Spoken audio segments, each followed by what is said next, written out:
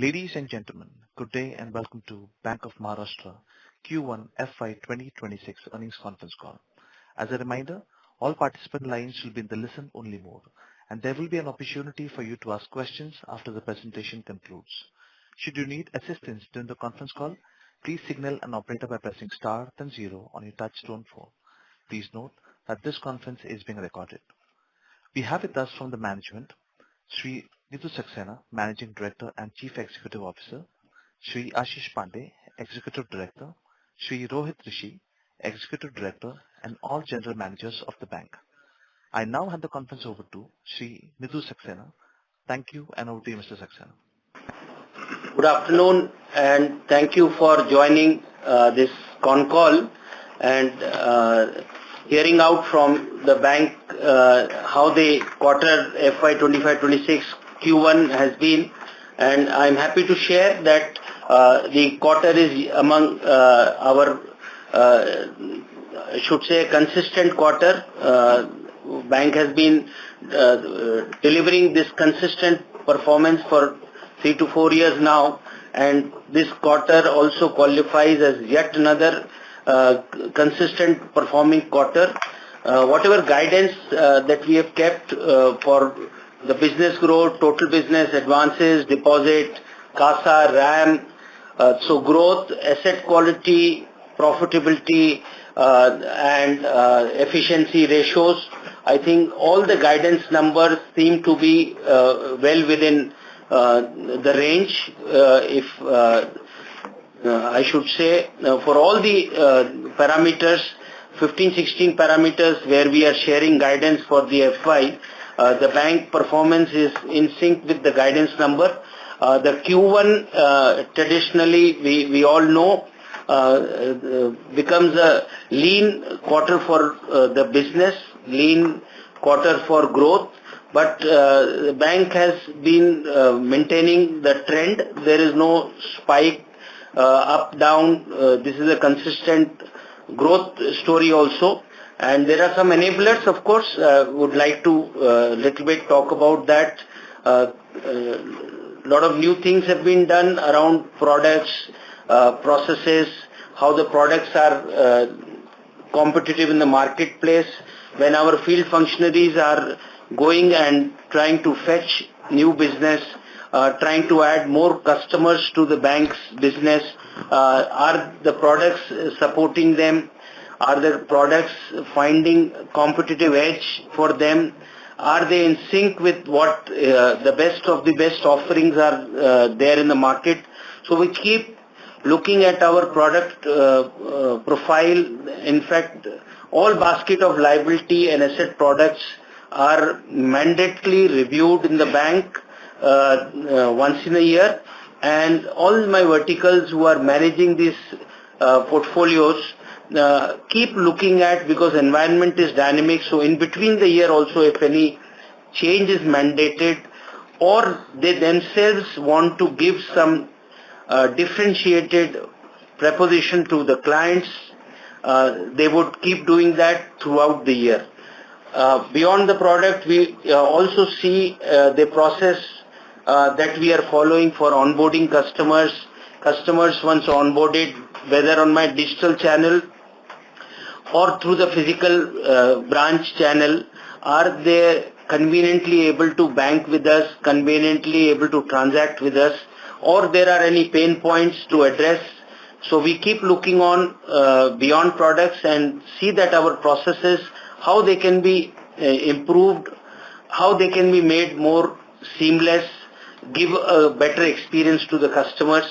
This is very consciously done, product processes. And the another differentiator, the bank is very consciously expanding into new geographies. We are a fast expanding bank. While you would have seen post the merger consolidations in 2020 in the industry, some of the large banks had gone for rationalization, and that typically was the logical step to do. And under that process, some branches had to be rationalized. But we are a differentiated bank that for the last 3 years, we have been actually opening branches, reaching out to new geographies, and ensuring that our presence makes us a pan-India bank, which is some time back already achieved. The branch expansion is still going on, and for the next 5 years, we have a broad objective approved from our board to open 1,000 branches in 5 years. And we have broken down this large objective to the next 3 years, and we have carved out a list of 321 branches.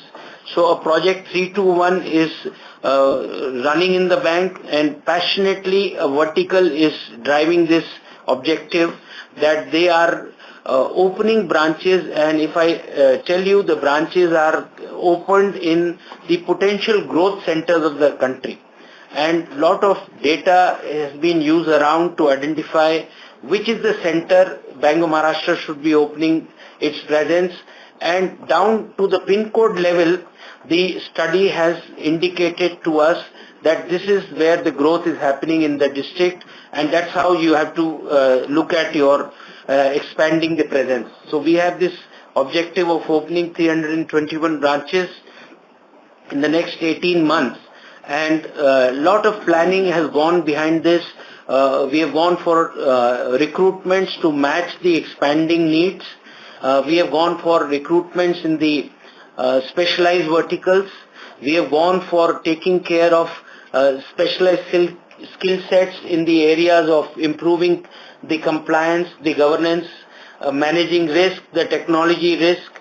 So all these have been very consciously looked at, and skill sets in these domains have been recruited in the bank, and they are actually put together.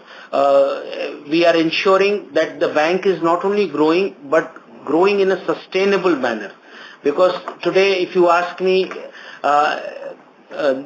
the regulator will not have a forbearance if you are found not growing a segment, not following the guidelines or the expectations from the regulator. So we are very mindful of what the expectations from regulators are. Not only that, even if a draft set of guidelines are released, we quickly have an in-house system to look at what are the prospective set of guidelines that may come, and whether my current functioning is addressing those concerns that are being flagged by the regulator, and we start working on building the right setup if there is something found to be improved in our present set of working. So that's how we are growing, fast expanding, and we are very mindful that the growth that we are looking at, it is not only in the top line growth which is important for us. Any growth in the top line, correspondingly how it impacts the bottom line, and the various ratios which we actually are leading in many of the parameters in the industry, in the growth parameters, in the financial ratios, profitability parameters. We lead the industry. And typically we do a comparison every quarter. So March 2025, the full year performance, we looked at 25 metrics across growth, asset quality, NPA levels, profitability, ROA, ROE, NIM numbers, capital adequacy, CET1, so on and so forth. And out of 26 parameters, we were leading the industry in 18 parameters. So industry, we are not only comparing ourselves with the peers in the PSBs, all the PSBs and the large, even new generation private banks form part of that comparison. We submit this analysis every quarter to our board to also look at how the bank is performing. So it is not only growing, but growing sustainably, and also growth is with profitability. So we are very mindful that the new business that we are acquiring, how it is impacting the bottom lines. And very consciously we have even taken calls to probably not onboard a new business where the bottom lines are not impacted favorably. We have taken a lot of initiatives, try to differentiate ourselves.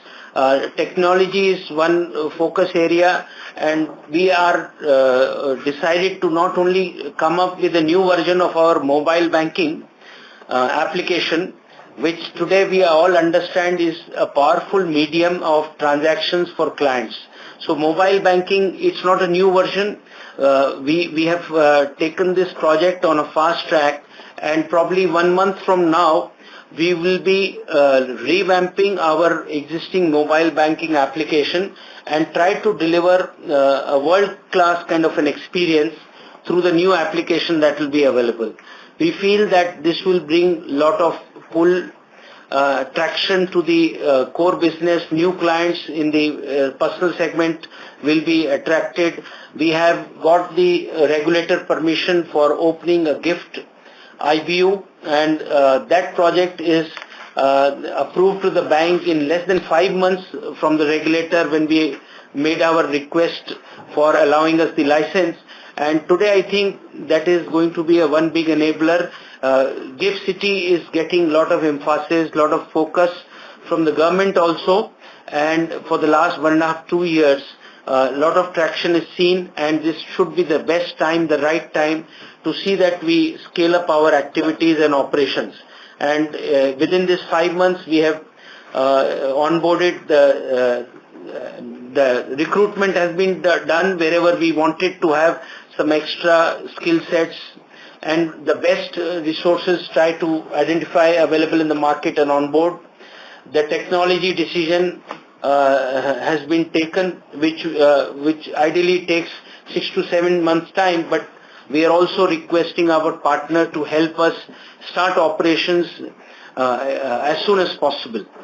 And this again will be a game changer, we feel, because it will open up a lot of opportunities.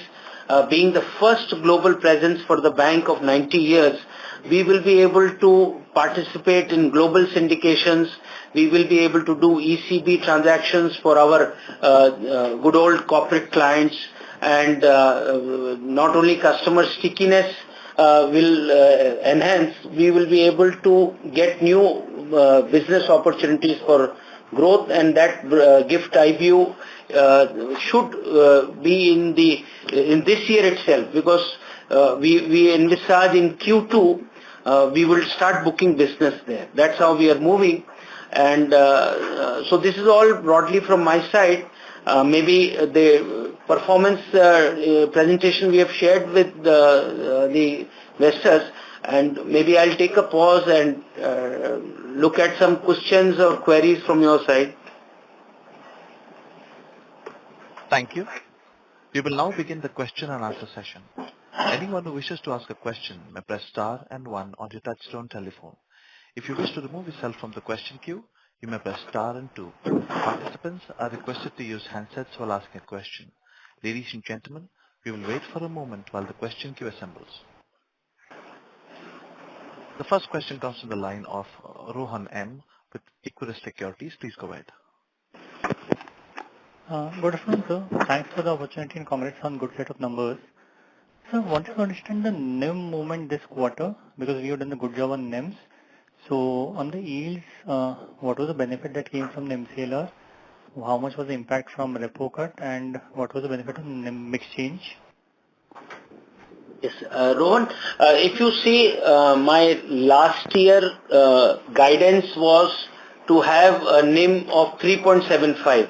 But if you see last year Q1, Q2, Q3, Q4, we were already having 3.97, 3.98, 3.98, and we closed the year with a 4 NIM. But if you look at the guidance, because this fact of rate cuts was well known and on expected lines, so NIM guidance last year we have maintained, despite doing 3.984 kind of number, my NIM guidance for this year is conservative again, 3.75. If you look at NIM that we have achieved in the Q1, with the repo cut, my 40% of portfolio is linked to repo loans. Now, I have to mandatorily pass the benefit which we have done immediately on the entire portfolio. And we were, the calculations were there, we were expecting around 18 to 19 bips as per the entire RBI rate cut that had to be passed on the 40% loan book. But what has been other strategies that we have put in place, I will just like to mention those to see that my NIM contraction is not to that extent, or how we can protect it. So if you see my cost of deposits, it has actually come down sequentially. And how it has happened is we have very consciously during the last 10-12 months, we have not gone for high cost bulk deposits. So very consciously, strategically, with the bulk deposit, when it is coming for renewal, we have not taken the renewal, and we have focused entirely is on the low cost. My CASA share when we close the year is 53%. The guidance we are keeping to maintain above 50, and if you see my Q1 also, it is above 50. So this is one big enabler. My average CASA has seen an improvement of 14 bips, 14% point year on year. So straight away the 18 bips of reduction in repo loans have been offset with this the high CASA and very conscious strategy of not depending on high cost bulk to fuel my growth. So that's how we have seen, whereas probably the industry may see that kind of contraction, but we have seen my NIM has come down to 3.95. Also, we have still some leftover portfolio. My MCLR book is 55%. Now, that 55% in the last 12 months, we had gone for MCLR raise 5-10 bips, and over the 12 months, almost 35 bips of MCLR raise happened. So there is still 1 or 2 more quarters where some accounts reset will happen. So these two factors put together, low cost deposit, that kitty of more than 50%, and consciously doing away with bulk, high cost bulk, and this little bit of MCLR resetting in remaining in accounts or happening in phases. This has actually cushioned my NIM contraction, but still I am mindful of maybe we can see with the benign inflation number, retail inflation is 2 point something, and we may see further rate cuts. So my guidance, if you look at, is 3.75 for the full year, and I feel the kind of consciousness in terms of doing business, growing fine, but growth with profitability, that kind of focus that we are having, this guidance we will definitely achieve for this year as well. Sure, sir. This was helpful. But sir, on the yields also, despite the compression from repo, we have been able to maintain almost flattish Q on Q yield on advances. So does the MCLR movement explain the entire thing, or is there also a component of loan mix change? Because this quarter we have increased gold loans, we have almost doubled that, and we have run down the agri and MSME portfolio by almost 7% Q on Q. So did that also have an impact on the managing yield? So yield on advance has been 9.28, which is a healthy yield, and I'll tell you a couple of things have worked to have this kind of profitability numbers. We are very consciously on the profitability and the pricing aspect in every transaction that we are doing. So we have a T-bill link rate product with us, board approved, and where we could have lent to central PSUs, AAA corporates, and build up our top line. But whatever exposure we had, that we actually consciously, product is there, but today we don't have any exposure in that. So the segments we are, not that we are not mindful of quality, it is all investment grade and is what we are looking at. But consciously any business, any new customer acquisition, if it is not impacting favorably the bottom line, we are not so willing to look at that. Sometimes out of sheer competition, we will match, but we also then try to look at how the relationship can be made profitable. If it is a vanilla credit, that relationship we are having, can we have some ancillary business from that corporate? Some of their payment collection requirements, can that be routed through us? Some fee-based income can come, some payroll business can come. So we are very mindful on the profitability with every customer at transaction level. We have tried to drive this point in the field functionaries also. Essential part of my review now from this quarter, 17th, 18th. So we have acquired some software which helps me to let the branch see how profitably they are operating. If they are growing, fine, but it's not only the top line in this FY that we are going to review. We will see that whether their growth at the branch, how the profitability has behaved. So bringing in that kind of consciousness in the field functionaries, I'm sure people will be more conscious at the ground level as well, in terms of how they look at offering concessions, special rates.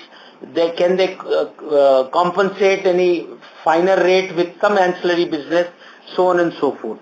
So this is how we are looking at this issue. Yes, with more rate cuts that can happen, my 40% loan book immediately gets repriced. We have kept I think conservative guidance, despite even maintaining it for last 4 quarters. Above 3.95, we are keeping a guidance of 3.75, which again is a very good number. We, in fact, with 3.75, we again lead the industry. The next number could be, if I'm not wrong, 3.5 or 3.6, 3.5. So that's how we differentiate ourselves in this NIM metric also. Sure, sir. And sir, lastly, we have added duration in the investment book in 1Q. So just wanted to understand your thought process for doing so, given that yields have fallen. Yeah, so you know that when the RBI reduced the repo rate, but the market, they have not come yet, and the rates have come. And we were knowing that going forward, the RBI is further going to do the rate cut. So we have purchased a longer term duration security in GSEC and SDL also, in order to maintain yield or to protect our yield. So that is the thing that it has impacted our end duration. The whole idea is that we can protect the yield, and going forward when the rate there will be rate cut, we can take the benefit of the market. Thank you. You want to add anything, Divesh? Yeah, and when we have purchased, when the yield was on the harder side, and now rates are coming down, cooling down, so there will be the good appreciation, even return from the book will be the good. And first, if you see that we are sitting on the appreciation of roughly 600 crore, and same is the case of STM. So going forward, you will see that some of the appreciation will come in the form of to improve the profitability of the bank. Thank you. Mr. Rohan, please rejoin the queue for more questions. Next question comes from the line of Suraj Das with Sundaram Mutual Funds. Please go ahead. Hello, am I audible? Yes, Suraj, please go on. We can hear you. Yeah, hi sir. Thanks for the opportunity. Sir, I think I'll follow up with the previous question only of Rohan. I think last quarter your 40% of the loan book was linked to repo. Now, I guess your transmission of the repo rate cut would be immediate, which would be T+1. So 40% of the portfolio is seeing something like 75-100 basis point rate cut, but still your yields are intact. So what is the mathematics are here, if you can just explain beyond the, whatever you have mentioned, because if you transmit 75 to 100 basis point on the 40% of the portfolio, it would be something like 30 to 40 basis point kind of a yield decline, but your yields are intact on a QOQ basis. So, as I mentioned, in terms of pricing our loan offerings, we are very mindful of that. our the emphasis is always that business is happening and profitable business is happening.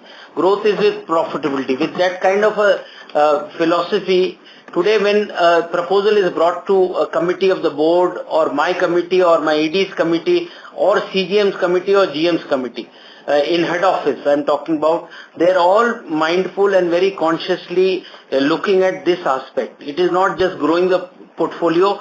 We have kept our aspirations to become a bank of greater significance, to grow in terms of our ranking among the 12 PSBs. But that's not that's an aspiration, but we are not going mindlessly, taking top line growth and not looking at how it is impacting the bottom line. We have also done a couple of things around, beyond this CASA, we have look at these co-lending opportunities.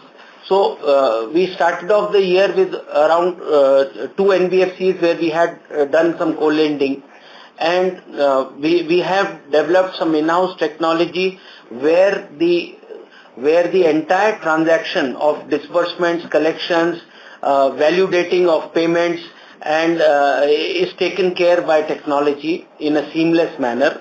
And we are, through proper integrations with the IT of the NBFC. And today we have 9 partnerships. Here again, we are leveraging on their strength, their reach to areas, geographies where they are not, we are not present. In the segment, suppose it is gold, they have been doing this kind of activities for decades. They have their robust audit mechanism, robust recovery mechanism, and when I am doing the business from the branch, same business gold loan, versus when we are doing co-lending partnerships, we are able to charge 100 bps more there. So that kind of things are actually, somebody mentioned, I think I skipped, their gold loan portfolio has grown 58% of year-on-year growth in the gold book, whereas we had put the focus in the beginning of the year itself. So gold loan has grown, and we have taken care of the associated risk that are there in the business. Only after putting in place the entire system of safekeeping of pledge jewelry, the valuation, the 2 critical components, once we have set that infra in place, we have gone ahead and done that business in large manner. And in co-lending, we are getting more better yield, better returns, better pricing. Maybe you like that. So, Suraj, you see that last year we have raised MCLR 35 BPS, and that increase in number of will be applicable at the time of reset, with that annual reset. So, number of resets are happen after the repo cut. So that's why, despite the reduction in repo, increase in MCLR and such reset, it has protected our yield also. Sure, sir. Understood. That's very helpful. And sir, while your cost of deposit has come down, I think your cost of fund has not. That is also partly because your borrowings has increased. Sir, is this opportunistic in nature, or because it could be strategic also that you are replacing your bulk deposit with some of the borrowings this year? If you can give some rationale there. So Suraj sir, what you are saying, cost of deposit has come down by 15 bits. That is, I just mentioned and we discussed. Cost of funds also have come down 4 bits, not as sharp as the cost of deposit, but overall cost of funds have come down 4 bits. And yes, there was a conscious strategy to look at other options of refinance or raising resources, funds through infrastructure bonds, and those kind of enablers, approvals from the beginning of the year also we have gone to board and taken, and now appropriate time we will keep doing these raises where to see that overall borrowings and cost of funds and things are remaining under control, and our NIM is getting favorably impacted through such measures. We'll keep very mindful of those things. to not or less depend or not depend at all on high cost bulk and look at other options to raise resources. To add, sir, Suraj, if you see though, there may be higher cost in respect of the raising the alternate resources. But looking to the benefit involved in respect of the exemption from CRR and SLR cost and the ability to directly divert such fund to the advances where that margins on the higher side, it has improved, it has positive impact on our NIM. Thank you. Mr. Das, please rejoin the queue for more questions. A reminder to all the participants that you may please restrict yourself to 2 questions. Next question comes from the line of Ashok Ajmera with Ajcon Global. Please go ahead. Thank you for the opportunity. Compliments Nidhu sir and the entire team of Bank of Maharashtra. First, for coming out so fast with the results on the 15th. I think you probably the first bank, which shows like your accounting, your corporate governance, and your entire CFO and team deserves rich compliments for this team. Having said that, sir, you have also maintained the NIM in spite of the pressure of the rate cut, and not passing on the entire interest to the borrower. Still, you maintained your NIM rather. It's a good NIM, sir. Compliments for the same also.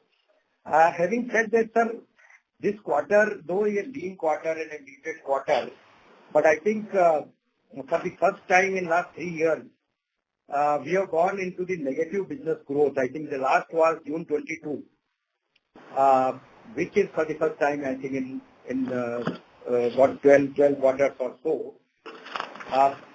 Coupled with that, my question is that you still maintain the credit guidance of 17%, which you had given for FY26, deposit 14%, CASA above 15, any cases there.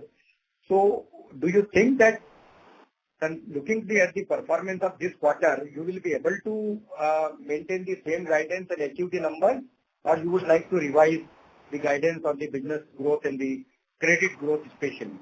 This is the first. Right.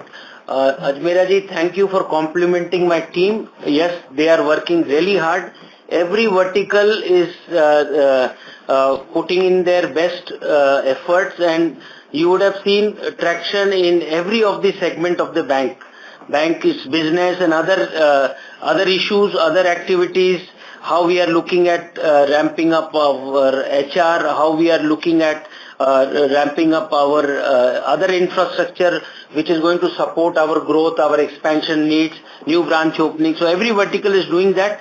Thank you. They deserve the compliment. As regards, I think there is some error in understanding. So this quarter also has seen a year-on-year growth of 15% in total business, which has gone up to 5.46 lakhs crores, and we have added 70,000 crores.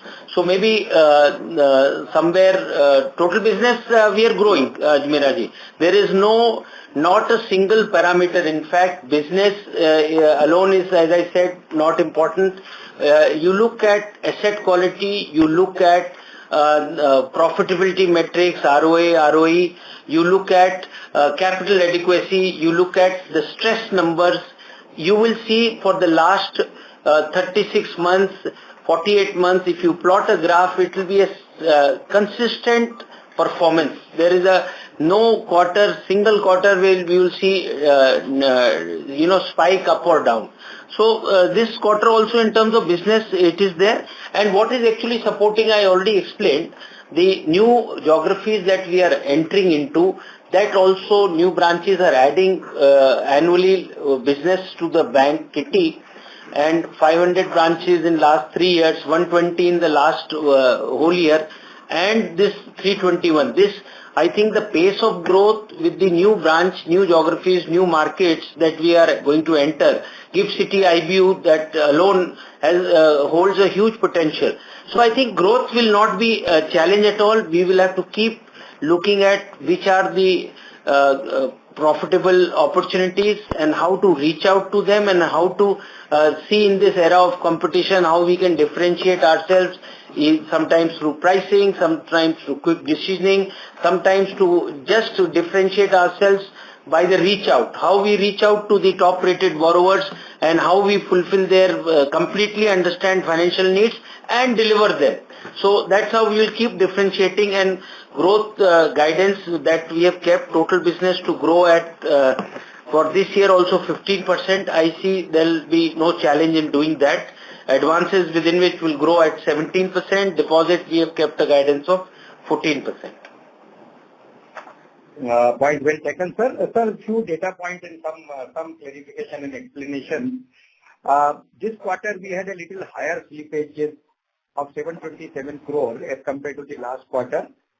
Then our SMA 2 numbers also have gone up to 171 crore as compared to 40 crore in the last quarter, which is little bit a cause of concern because the numbers have gone up substantially high. So on these two, and secondly, I would like to know something about the profitability which has gone to the results of the AFS stock, because there is a gap of 226 crores. I mean, there is an addition. If you look at the net worth and of the June and the March, I think 226. So what was the profit figure which has gone to the reserves on account of the treasury operations? Because treasury otherwise also performed very well. If you look at the segment wise, the treasury profit for the quarter is 625 crore income as against 360 crore. So these are the few data points and some explanations.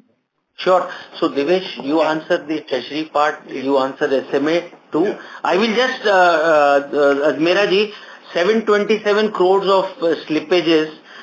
Yes, within which if you look at, you ask me 343 crores. So 47% of that slippages come from the agriculture segment. And now what we have done is, what we have looked at, this is the trend we have seen in Q1 for past couple of years, 3 to 4 years. The agri segment, because of the cyclical nature, is finding a slippage in the Q1. But what, since we are aware, we have very consciously looked at how fast, how quick these slippages, either if not arrested, how can the accounts be upgraded. I am happy to share last year, during this 15 days, we upgraded 100 crores. We have already upgraded 240 crores from this fresh slippage. And as I said, agri, which is a cyclical kind of thing, I don't see major concern emanating here, because if you see the monsoon prediction, if you see how monsoon is already reached, and I think the agri segment is going to have good prospect for this season as well.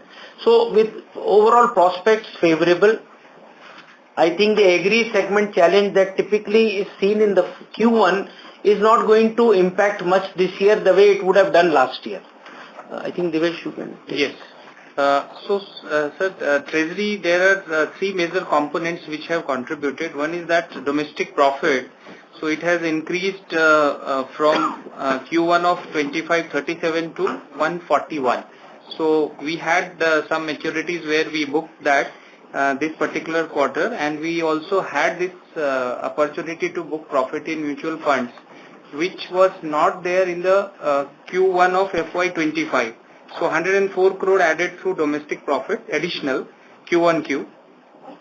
Forex also, as you know, there has been, market has been little, active, and we could book better Forex profit from trading, and that has added to almost 40 crore. So, and these are the major additions, what you are talking about in terms of the treasury income growth. So supplement, Devesh ji, what you actually said in respect to AFS, further appreciation in this quarter, it has gone to the reserve.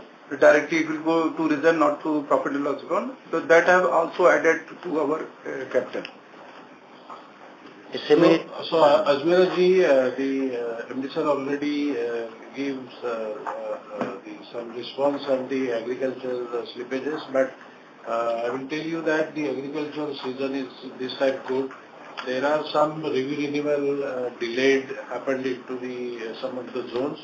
So definitely that review renewal once done, then again that whatever slippages are there, we will definitely recover it.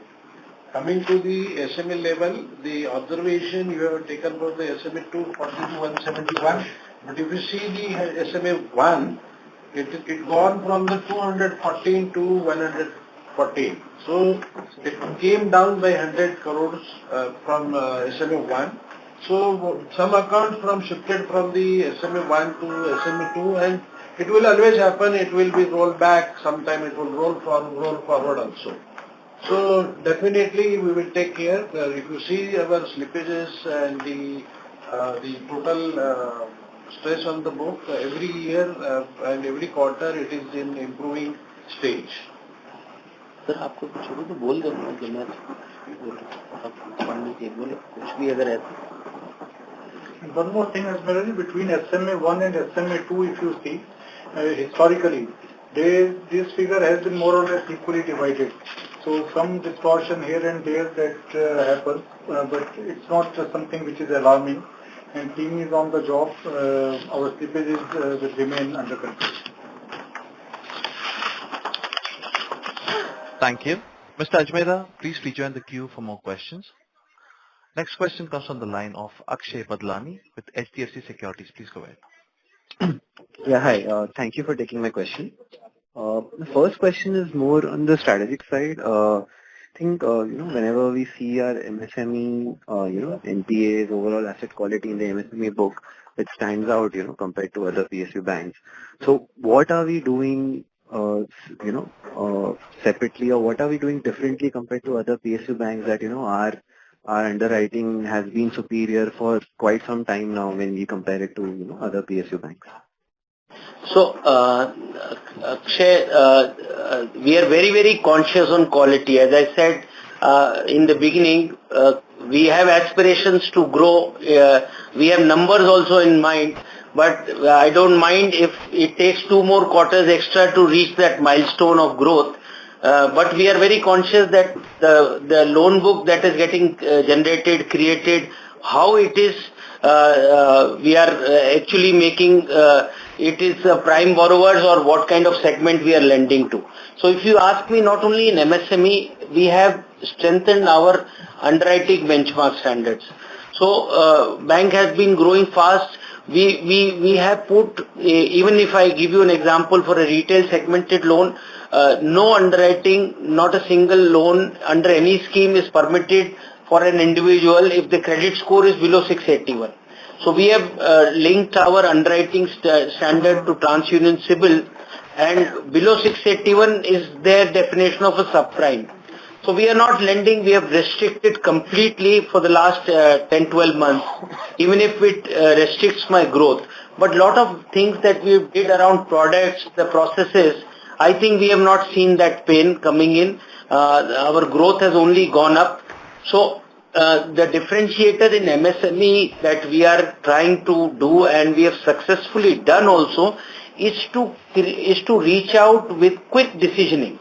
And I am able to, even because the ground realities are, if I am able to convey my decision, customers can happily, we can negotiate and charge a premium to our good and fast and quick decisioning. 25 basis more I can charge. This is what philosophy we work with, and we do the reach out to the right segment borrowers and identify them, and we have put in place some cluster schemes where we give some special enablers with pricing or otherwise also, and the CMR scores we have kept, below which we don't underwrite in MSME also. So these kind of strengthening of underwriting benchmarks is ensuring that what enters in my system in the loan book is a borrower which is of some prime category kind of a borrower. So this is again going to help me, not now only, there is no kick mortality numbers, but in times to come, 1 year, 2 years, we will see that my loan book, even if there is a cycle and the cycle has to reverse, the philosophy we have is we should not be seen the worst hit. If the system goes down, I am not out of system, but I will be not the first to be hit, because that's how we are building our loan book. consciously of prime borrowers. So I think it does answer your question, and the philosophy has been like this in past also, but in 12 months we have been more consciously strengthened our underwriting standards to make sure that what we are saying, it is happening in a better measure. Understood, sir. Thank you. The second question is around the OpEx intensity. So I think this quarter, we have added around 850 plus employees, and, it mentioned in your opening remarks as well that, we are focusing on recruiting new recruitments and higher recruitments.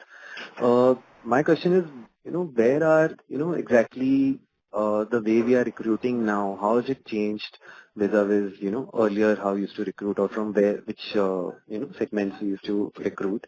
And secondly, like when I see the OpEx for this quarter, it's not reflective, of the additions that we have made in the employees and branches. So is that impact going to, kick in the next few quarters, or is it something else? Understood. I mean, I will explain. So if you look at my cost to income is last year it was 38 point something. We have closed this year, even this quarter is 37.57. So guidance is to maintain cost to income below 40. This parameter again is one of the parameters where we lead in the industry. And even if I am maintaining it below 40, I will be best in the industry. And despite having 38, 37 kind of cost to income, my guidance is kept to maintain below 40, knowing that when I am going for this fast-paced recruitments, there is some likely increase in the employee cost. That will happen, and so I'll try to maintain below 40. But if you see, it is not happening actually, and I will tell you the reason behind. So we have a robust recruitment plan for supporting this massive branch expansion, but the entire branches opening and recruitment is not happening on day zero. It is going to come in phases, and today, when I am going to open my branches in, I am saying potential growth centers, we will see that these branches are turning around also fast. Today, once I do some OpEx around the new branch opening, and if I am at the right location, incrementally what revenue that they will generate for me will be more than offsetting the cost that will be experiencing. And so, the third thing is we have opened 500 branches in the last 3 years.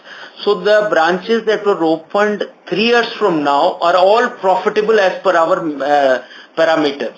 And that's how we will see that those which were opened 2 years from now, around 50% have already turned profitable. So we will see gradually what we opened in last 12 months, by the next 12 months they are open. So that's how I think the point I am trying to make. First of all, this big change of recruitment, big change of new branch opening is not happening overnight. It is coming in staggered phased manner. We have kept a defined timeline, and recruitment is also matching that part. And at least for the last 12 months, I have seen my cost to income has not gone up. And my guidance of the FY2025-26 is also to maintain it below 40. I have a strong sense, we strongly feel that we will be able to maintain it. Sure. Thank you. Thank you, sir. Thank you. Next question comes from the line of Abhishek Kothari with Aviva India. Please go ahead. Yeah, sir, you have a plan of QIP this year. Could you timeline the same as to when would you be raising funds? Sorry, sir, please repeat. Fundraising, equity. Okay. Fundraising, sir. You have a board approval of QIP. By when is it going to be likely, in which quarter? Right. So pardon me, did not get your question in the first place, but as of now, see last year we did a GOI dilution, we achieved 7%. We did a equity raise. Today my CRAR stands at 20.5%. So it's a healthy CRAR that I am maintaining. We have kept the guidance. These are the best times, is what regulator says, to maintain it at reasonably high levels, to see that we are adequately cushioned to meet any cyclical downturn. That's what the regulator overall guidance keep coming in, that these are the best times, you should create cushions and buffers. So we have kept a guidance to maintain CRAR at around 18. So there is no immediate case for me to go and raise capital, number one. Number two, last year we came down from 86 to 79.6. So 7% dilution has brought me below 80. Optics have changed. So it is just a mere 4.6 if I have to meet the SEBI regulation. But what will happen when we will do that, and opportune time and opportune mode. We have taken no decisions on that part. We have done a lot of investor engagement, but that is as a matter of our sacrosanct duty to the investors. Last 12 months we have been meeting investors, both domestic, foreign, covering all markets, those who are invested with us. But as of today, I have a board approval. We have taken board approval for raising 7,500 crores debt plus equity. But at the opportune time and opportune mode, we will look at this option also. Okay. This quarter you explained that your slippage ratio was slightly higher due to agri portfolio. So a normalized slippage ratio guidance for FY26 as well as credit cost guidance? So slippage is to guidance is to maintain it within 1, below 1, and credit cost 1%. And if you look at my PCR provision coverage, stands at 98.36, and with this high level of PCR that we are maintaining, the aging provision pressure is not there, is hardly there. And but the fine NNPA that we are maintaining, so my guidance of NNPA is 0.2 to 0.25, but my NNPA number is 0.18 for the last 2 quarters, March as well as June this year. So this is the guidance that I am keeping for both the metrics that you asked. Thank you, sir. That's it from my side. Thank you. Thank you. Next question comes from the line of Bhavik Shah with InCred Capital. Please go ahead.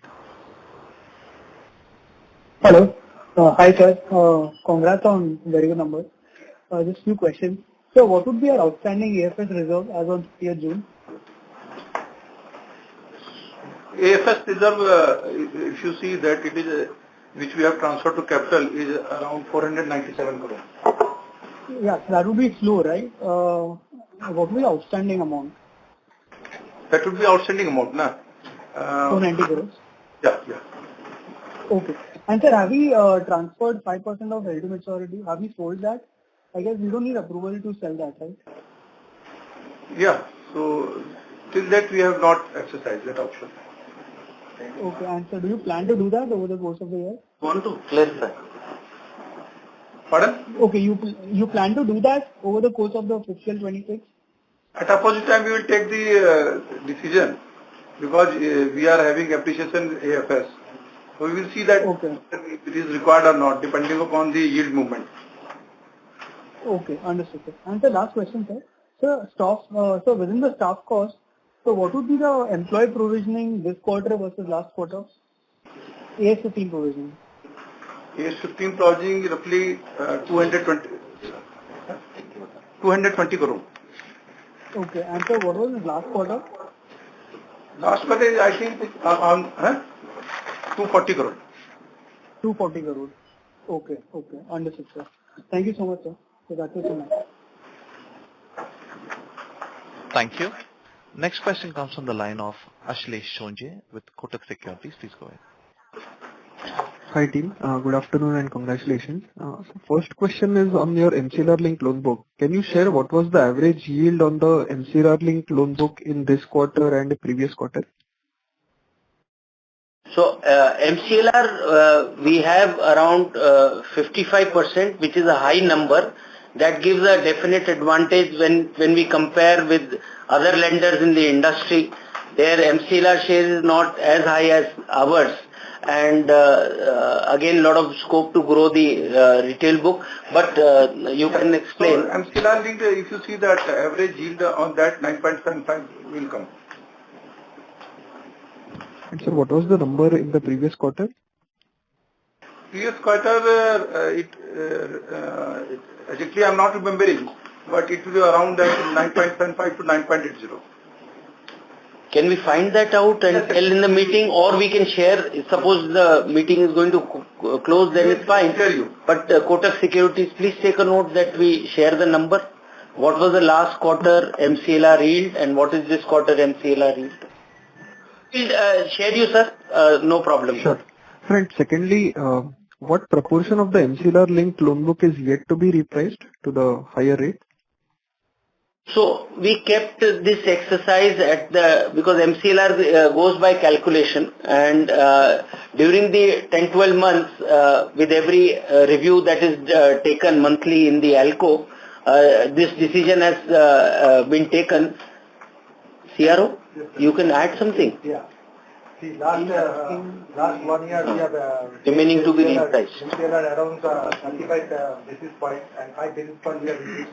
But is one of the components of our MCLR is the cost of deposits and also the market dynamics. So we have to review the market dynamics and also try to take it how it will be done. Generally, that is one more thing. Our MCLR, you can see that 1 year linked MCLR around 70%. So that is the main thing to that. So considering this, we will index on the market scenario and the cost of deposits, we will try to look it. Just to add to what CROs told, so this whatever raise we would have done, see the repricing of that particular is going to have on the reset date, which is an annual exercise. So there will be couple of accounts and couple of, I think, 1 or 2 more quarters where this repricing in the MCLR loan book is going to still happen. So that advantage actually has worked in some way to even ensure that we have not lost on our NIM number. The way the calculations had shown, NIM has come down from 4 to 3.95 only. So still some 1 or 2 more quarters, if that explains your or answers your question. We have a portfolio of MCLR yet to be repriced. So you can say that 20 to 30% it is yet to be repriced. As you see that from March 24 we started increasing the MCLR. So 20 to 30% it has to be repriced. Understood, sir. And sir, just lastly, your agri loan book is down 8% QOQ. And your gold loan books on the other hand have increased. Has there been any reclassification of gold loans from agri to retail? And along with that, can you explain why the MSME book is also down 7% QOQ? Fully agree MSME. Sir, this agri book, if you see that ATL gold loan, that has decreased by near about 8%. That is because of that RBI guidelines for the not to take as a collateral amount less than 2 lakhs. So because of that, we have reclassified this agriculture to the retail gold loan. Because of that, there is a decrease of 8%. However, if you see that recent RBI guidelines where they have allowed that such a loan can be taken in agri after taking the voluntary declaration from the customer. So again, it will come back to our agri portfolio. And sir, on the MSME book, that is down 7%. Gold loan impact. Yeah. That is a corporate, no? Corporate has come to MSME, no? Around 1,031 crores. It's फिर भी MSME is down. So MSME, I'll tell you, MSME there is I mentioned about co-lending partnerships. We have gone ahead and done some co-lending with the gold loan NBFCs also. And we, in my co-lending book, sizable amount of businesses also with the gold loan NBFCs. And this is all the lending to by them is to all the shopkeepers, small traders, and the ones which are actually MSME. But because of the clarity in the regulatory guidelines, this co-lending portion which was gold loan in NBFC, with NBFC and getting classified as MSME advance, we have reversed that. But I can share this is also a matter of discussion. Like RBI has issued for up to 2 lakhs. This circular has already been released 2 days back.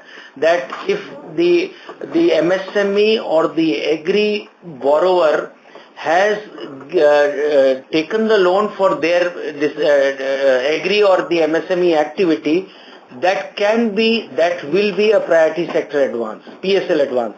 So we will take a review of this reclassification.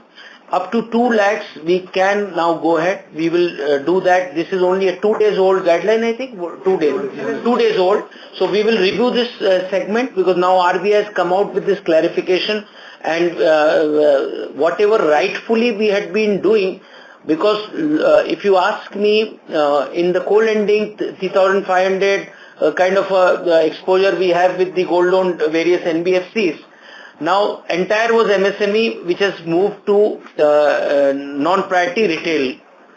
So, we will again have a relook.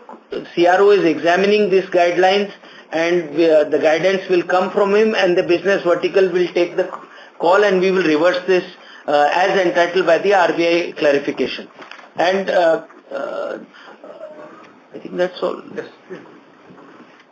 So just one last clarification. This gold loan and MSME which you can now again classify, that would be, both of them will be able to classify as PSL now from here on?